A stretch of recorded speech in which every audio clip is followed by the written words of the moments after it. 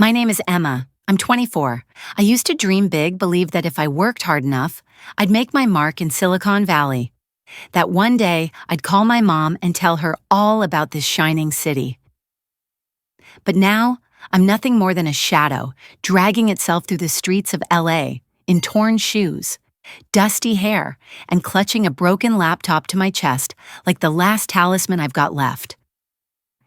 I stood outside Rodeo Café, my stomach churning from the rich scent of Arabica that spilled out every time the automatic door swung open. I'd stare through the glass, watching all those crisp suits, tight dresses, laptop screens glowing like halos. Every breath I took reeked of sweat and exhaust fumes, but still, I stepped inside. I walked up to the counter, hands trembling. "Excuse me, do you maybe have any leftover—" The barista in a black apron looked me up and down, her eyes like ice picks, and replied in a voice soft enough to cut me in half. "Ma'am, we don't serve anyone who doesn't order. Please leave." I was still fumbling for words when a female voice echoed behind me. "Oh my God, look at that. Wait, record this." I turned around and saw 3 girls. They didn't scream or laugh out loud, but their sly eyes and the phone sneaking up on me felt sharper than any scream. The one in the middle wore a nude bodycon dress, her blonde hair perfectly salon-styled, pretending to offer me a muffin. "Oh, here's a treat for you," she said, her lips curling. But before my hand could reach it, she let go. The muffin hit the floor and shattered. I froze. Flashlights went off, the clicks of recording, muffled giggles and whispers. OMG, look at her face, so priceless. One of them snickered, just loud enough for me to hear. My heart thundered. I wanted to scream, to grab that phone and smash it against her perfect face, but my feet felt cemented to the ground. Everyone in the cafe looked, but no one stood up. No one said, "Stop." A man in a gray suit sat in the far corner, salt and pepper hair neatly slicked back. He set his cup down. His gaze landed on me not with disgust. I saw him shake his head slightly, then signal to the barista and hand over his card. I couldn't hear what he said, just saw the barista nod, then glance at me. "Ma'am, please leave immediately or we'll have to call security," the barista said, her voice colder now. I turned and stared at the smashed muffin on the floor, the crumbs sticking to the dirt, and saw my own blurred reflection in the glass of the pastry case. A nobody, no home, no power, no one to protect me. I felt like every camera, every online comment, every invisible judgment was pointed at me. I backed away slowly, hearing the hushed giggles, someone typing a caption, "Homeless girl begging for crumbs," LA vibes. As I stepped outside, the LA sun stabbed at my face like a blade. I dragged myself to a wall by a trash can, pulled my hoodie over my head. Sweat, dust, and the sticky sweetness of the muffin mixed with the hot plastic smell of the laptop pressed against my chest. I heard a passerby's phone notification. "It's going viral. OMG, 100K views already." I had no tears left, only the bitter taste in my throat and the pounding of my heart. My mother's image flickered in my mind. She used to make me coffee every morning before school, kiss my forehead, whispering, "You're gonna change the world. Now." I just wanted to disappear from the very world I once believed I'd transform.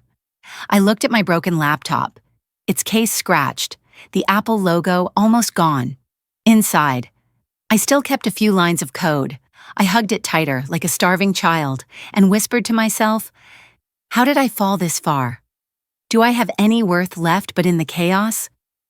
A tiny flicker of rage sparked inside me. A small voice whispered, "If there's even one chance, just one, I have to rise. Show them I'm not just a caption for their cheap likes." I clutched the laptop harder. The sun before me turned blindingly white, so bright it hurt. But somewhere in that haze, I felt someone waiting, someone watching. And in that split second, I realized this humiliation could bury me or it could force me to surface. I didn't know which I'd choose yet, not yet. That night, I sat hunched against the wall under an overpass, clutching my broken laptop to my chest. Sirens sliced through the air like knives straight into my skull. The stench of bleach from nearby dumpsters mixed with the dried sweat caked into my hoodie. I kept staring at the pitch-black screen of my laptop, wondering if it still held any memory of a different Emma, the ambitious college student who used to pull all-nighters in the dorm, obsessing over lines of code for her voice recognition algorithm.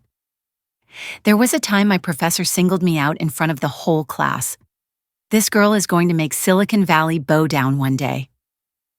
I could still see the pride in my mom's eyes at that scholarship ceremony. Mom used to say, "You're so much smarter than me.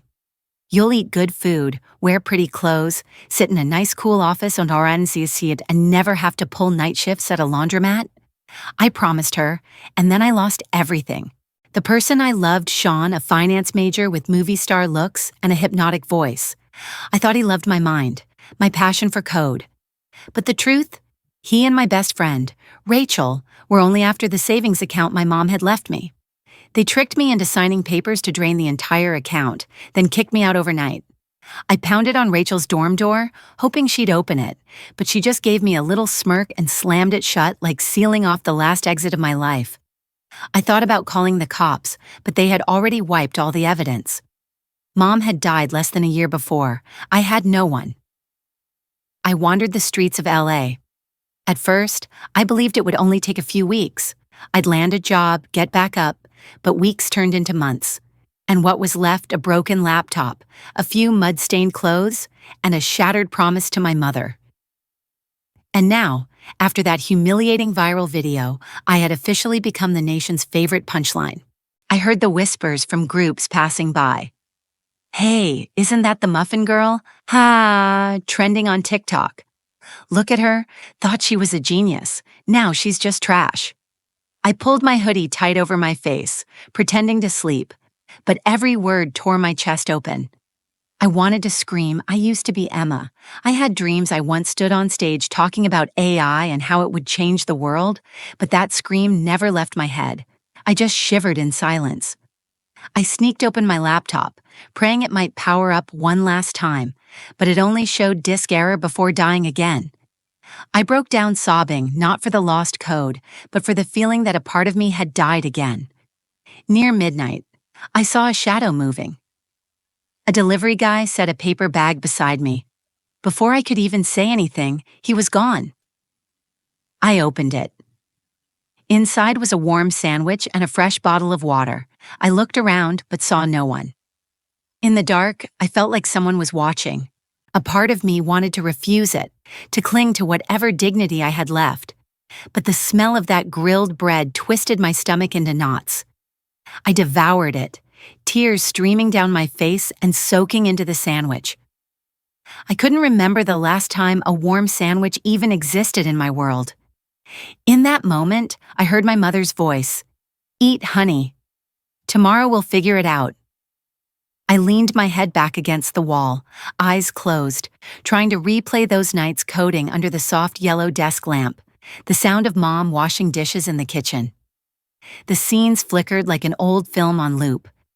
But deep down, a question echoed that I didn't dare answer. Does anyone even remember that I once existed, or am I nothing more than a meme for strangers to mock and laugh at? I curled into myself, clutching the laptop like an urn holding my own ashes. I heard wheels rolling by, a car horn in the distance, and further off, laughter from influencers probably still milking my humiliation for views. Through it all, a strange thought slipped in. If I still had code in my head, if I still had a chance, could I turn it all around? I didn't know. But I swore to myself if I still had breath, I wouldn't die as some pitiful hashtag.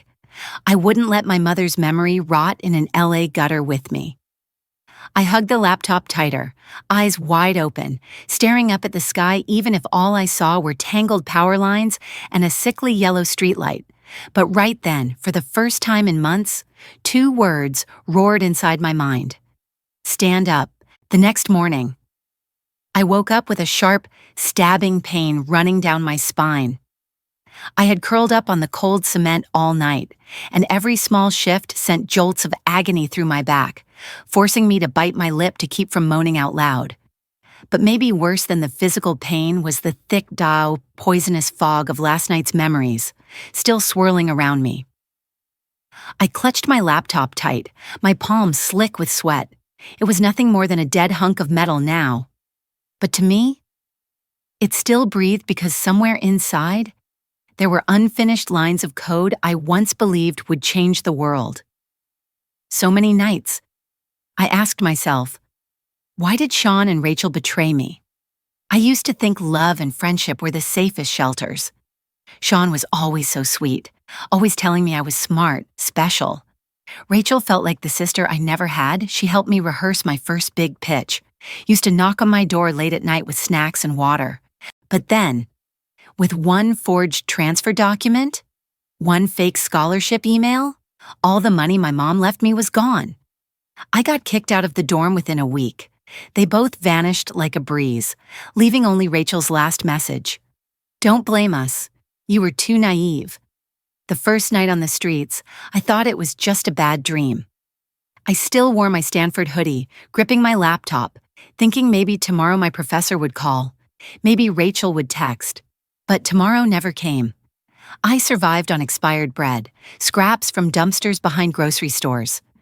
I remember once finding a yogurt that wasn't even past its date. I was so happy I cried. People who passed by either looked at me with disgust or pity, but no one ever actually reached out a hand. Every night, I'd cradle my laptop, turning it on and off even though it never worked. I rummaged through memories, telling myself I was someone. I wrote code that even AI research teams had marveled at. I used to believe I'd develop an app to help disabled people communicate, that I'd present at CES, get funding.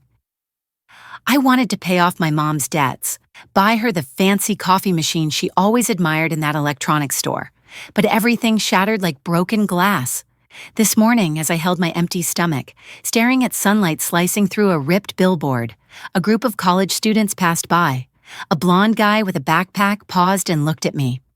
His eyes landed on the faded Stanford logo on my old hoodie. I saw a flicker of surprise.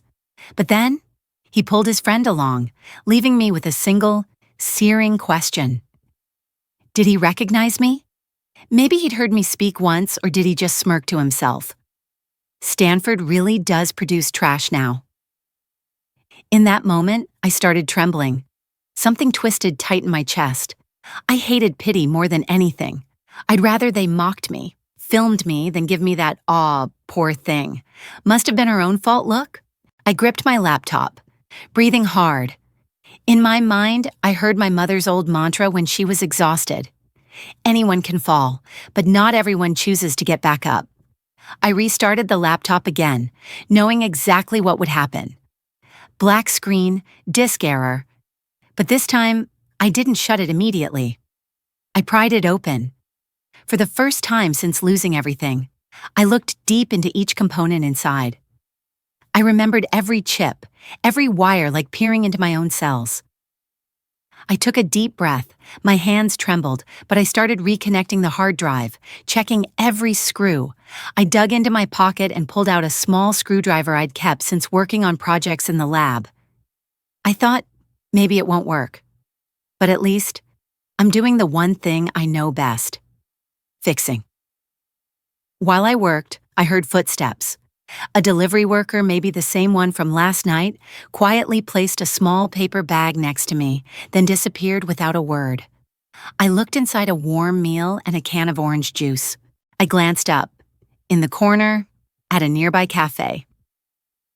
The older man with salt and pepper hair sat reading a newspaper. He didn't look my way, but I felt something. A fragile sliver of hope, or maybe just a hallucination from hunger and exhaustion. I didn't eat right away. I kept working on the laptop. I wanted to see my code. I wanted to feel alive again, to prove I still had worth. I knew people wanted me to disappear, to remain homeless girl muffin, a hashtag they could share and then forget. But above the honking cars and the smog, I heard a whisper inside me. Emma, you used to rewrite code.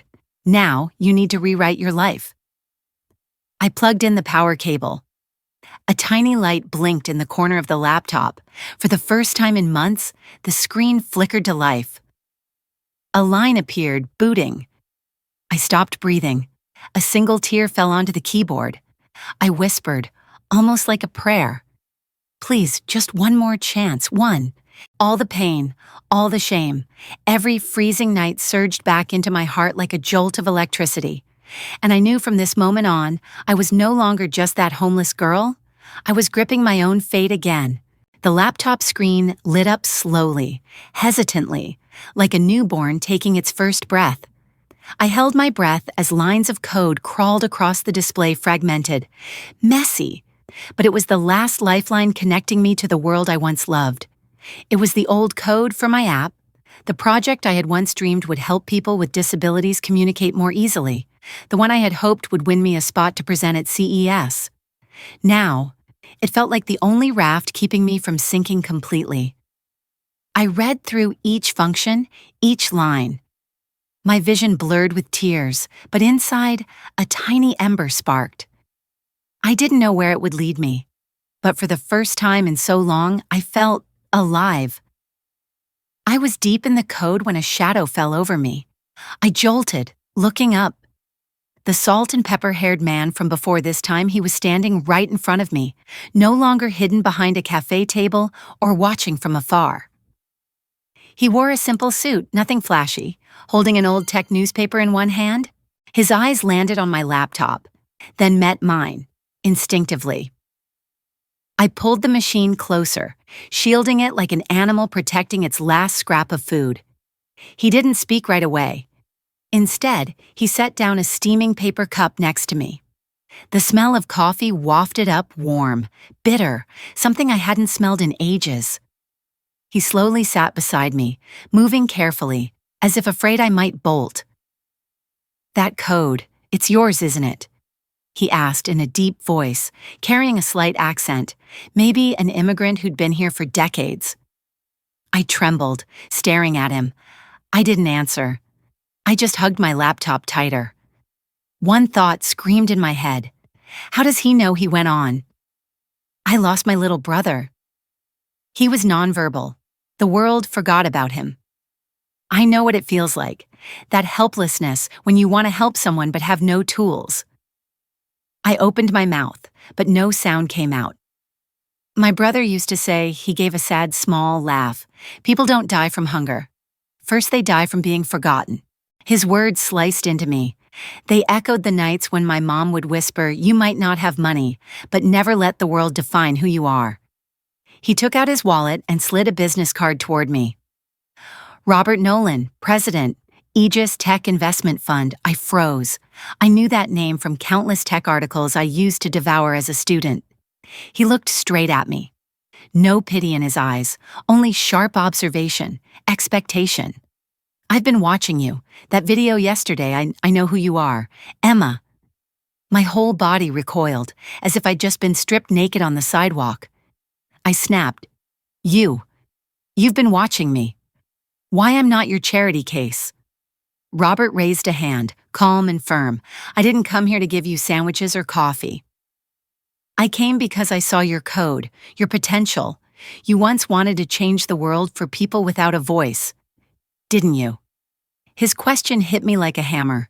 I fell silent on "I can help you, but not as a handout. Not. I want you to fix that project. Build it up again. I want to see if you still have fire left." I looked at his business card, my hand shaking, in my mind. I heard Mom's voice. "Don't let anyone else decide your dream." Why? Why do you believe in me? I finally croaked. Robert held my gaze, unwavering. "Because I was you once. I was underestimated, kicked out of my own startup. But I got back up because I wouldn't let them erase me from the map. Neither should you." My throat locked up. I clutched the laptop to my chest, tears spilling, part rage, part fear, part hope. I don't know if I have it in me anymore. I stammered. Robert smiled faintly, lifting the coffee cup, handing it to me. "Drink this. Warm up, think it over. I'll come back here tomorrow with a real offer. If you have the guts to stand up, bring your code and meet me." He stood, adjusted his tie. His final look pinned me in place. This wasn't charity. This was a door, the only one. I stared at the coffee cup in my hand. The bittersweet scent flooded my nose, pulling me back to mornings in our shabby kitchen. Mom humming old songs as she brewed coffee. I took a deep breath, for the first time feeling blood rush hot through my veins again. I wiped my face, looked at my laptop screen. The word booting still blinked, like an invitation. I whispered, my hand trembling, Emma. If you still have a chance. Do you dare? For the first time in months, I heard my own voice answer, I do. I didn't sleep a second that night. I sat there, back against the wall, eyes bloodshot, watching my laptop screen flicker like a fragile heartbeat. I crawled through every file, every broken line of code. Some pieces were corrupted, some missing entirely, but this was still my brainchild. Once meant to save the world, and maybe to save me too. I had nothing left except that broken laptop, a torn jacket pocket, and a cold box of leftovers from the day before. But in that moment, I had something I hadn't felt in months: purpose. I started rewriting the code, fixing line by line, not caring about the freezing night wind slicing my face or the wailing sirens echoing under the bridge. The code came alive again, the complex logic loops, the machine learning algorithms I once taught Rachel to understand, the sleek UI Sean used to praise as too smart for a girl. I bit down hard, swallowing the bitter blood of betrayal in my memories. But this time, no one could steal this code. No one could force me to sign anything. No one could mock me in a boardroom again. Right before dawn, I dozed off for a moment. When I opened my eyes, Robert was standing there holding a fresh latte. He didn't say anything at first, just handed it to me. My hands shook as I took it. I knew you didn't sleep, he rasped. You started, didn't you? I nodded. Robert sat down beside me, pulling a small silver USB drive from his pocket. This is a security kit. It also has some advanced AI build tools. For you, I prepared it in case you decided to fight. I stared at that USB stick, my throat tight. It wasn't about the money. It was about trust, the one thing the entire world had denied me for 2 years. Why? Why are you doing this? I'm just some homeless joke on the internet. I croaked. Robert took a deep breath. I saw that video of you being humiliated, but instead of breaking, you clung to that laptop like it was your last breath. That's not the mark of a failure. That's the mark of a warrior. I gripped the coffee cup so hard my knuckles turned white, holding back tears. We have a social startup accelerator program, he continued. If you're willing, we'll provide temporary housing, a workspace, mentors, and a small seed fund. But you have to stand up. You have to truly fight. I clutched my laptop, staring at its cracked case like my own scars. I wondered if Mom were still here. What would she say? Then, I heard her voice echo inside me. Go. Even if your legs break, keep going. I looked up. I'm ready. But I don't just want to fix my old code. I want to expand it. Help homeless people find shelters, find temp jobs, and I thought about it before, but I never had the strength. Robert smiled faintly. That's the answer I was looking for. Right then. He made a call. A black van pulled up to the curb. Inside, it didn't smell like disinfectant or mildew. It smelled of new plastic and fresh coffee, and it almost overwhelmed me. I held my laptop close, collapsed into the seat. The whole ride, I laughed and cried at the same time. The driver glanced at me in the rearview mirror, gave me a small, knowing nod like he understood everything without a word. We stopped in front of a tall gray building. A polished metal sign gleamed, Aegis Tech Incubator. My legs trembled as I stepped out. A young woman in a black suit approached and bowed. Welcome, Emma. I'm Linda, program coordinator on Please Come In. We've prepared a temporary private room for you with a new laptop, work equipment, and technical support if needed. I froze. The room was bright, with a brand new wooden desk, a soft office chair, a tiny kitchen corner, and a neatly made bed. I stepped inside, placing my old laptop on the table. Linda handed me an access card. My name was printed on it, Emma Aniston, founder candidate. I ran my fingers over my name, feeling it etch itself into my bones. She smiled. Robert said you're special. Prove it. I exhaled, for the first time feeling a strange lightness in my chest, even as my eyes burned.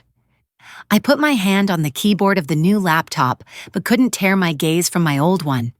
I pulled it closer, running my fingers over its scratched surface, whispering, "We're not done yet.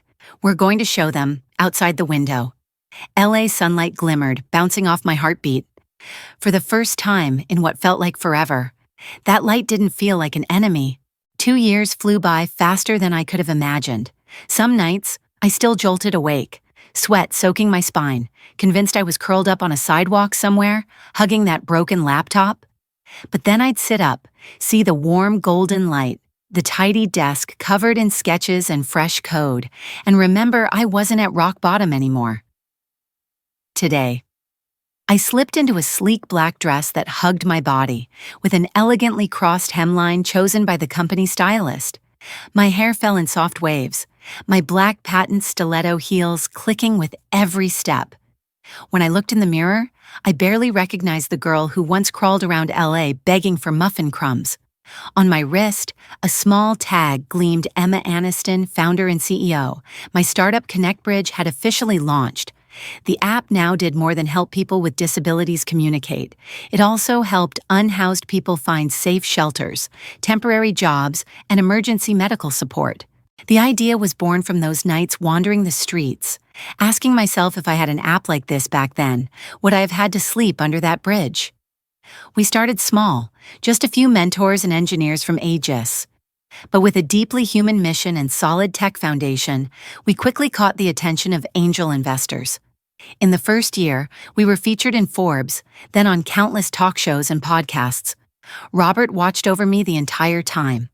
He never micromanaged, but every time I doubted myself, he would say, "Emma, remember you write code to rescue, not to prove yourself to the world." Today, I returned to the same rodeo cafe. The shiny gold sign still gleamed, the latte scent still wrapped around the sweetness of pastry. But this time, I didn't walk in with a torn hoodie and trembling hands. I came with 2 assistants and a communications director at my side. As the door chimed, every head turned. A group of influencers sat by the window, their table covered in clean plates and a glaring livestream setup. I recognized them instantly. Those faces I would never forget. I stood tall, shoulders back, chin up. One of them, the girl who dropped the muffin, looked up. Her face drained of color, her hand tightened around her phone, whispering frantically to her friends. Another girl ducked her head, hands shaking as she hurriedly shut down her live stream. My comms director leaned in and whispered, "They're under fire for mocking the homeless. We can ask them to leave right now if you want." I looked over and met the blonde girl's eyes. For a split second, I saw raw fear, despair, the exact same look I'd worn that day. I took a deep breath and gave a small smile. No. Let them stay. They need to learn to face it. I chose a table near the window. My assistant set up laptops, signed documents, adjusted slides for a live interview with a major network. Then, I heard hesitant footsteps behind me. "Emma, I'm so sorry. I didn't mean, I never thought it would go that far." The blonde girl's voice trembled. I turned. She was close. So close I could see the smudged mascara, her pale lips quivering. Phones in the cafe started to sneakily record. I stood up. A sharp current ran through my body. I remembered every humiliation, every laugh. I could crush her in that moment. But instead, I looked straight into her eyes and asked that night, "Did you ever think there'd come a day you'd have to stand here like this?" She opened her mouth, then collapsed, sobbing, falling to her knees in the middle of the cafe. Her influencer friends panicked. One tried to pull her up, but she pushed them away, shaking violently. "I'm sorry, I was wrong. I deserve this. I lost every sponsorship. All my deals are gone. Please, please forgive me." She choked out. I clenched my fists so hard my nails dug into my skin and drew blood. I saw a piece of my old self in her alone, lost, just praying for one hand to pull her up. I bent down, my voice calm, every word precise. I forgive you. But you have to get back up from your own mistakes and never again turn someone's pain into your content.